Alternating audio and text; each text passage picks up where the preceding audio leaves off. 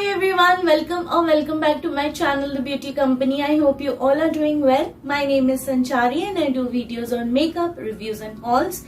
And today's eyeshadow tutorial is on this eye look. If you guys want to check it out with me, how we can achieve this look, then please stay tuned till the end of this video.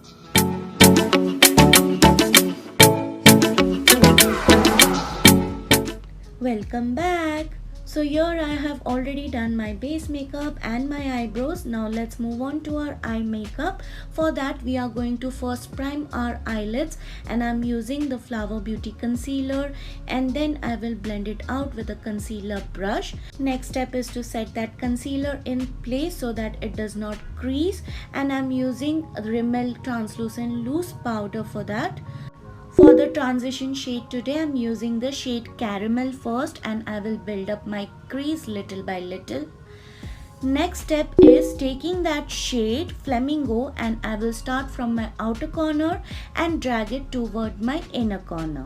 After every step, I will take my clean blending brush and blend in the edges.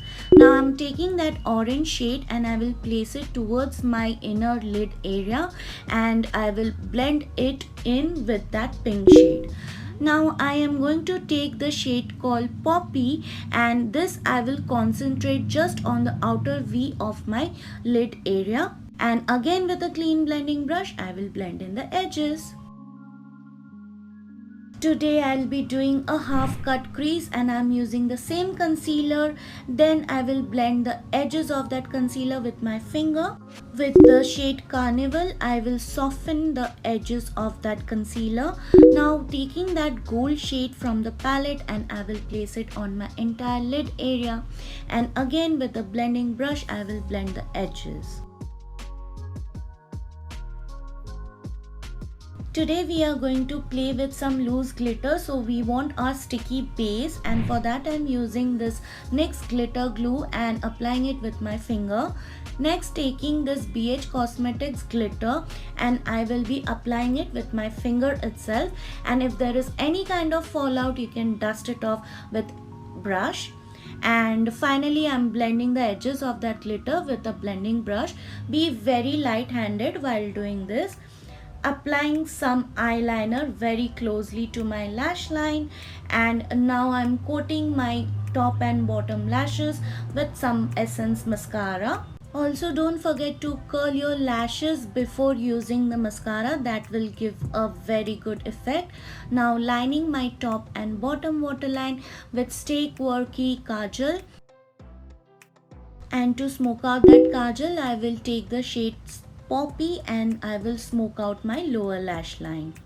Let's bring back some warmth and some dimension to our face, and for that we are using the Balm Cosmetics bronzer, and I will bronze the forehead, the hollows of my cheeks, the jawline, and also I will contour my nose.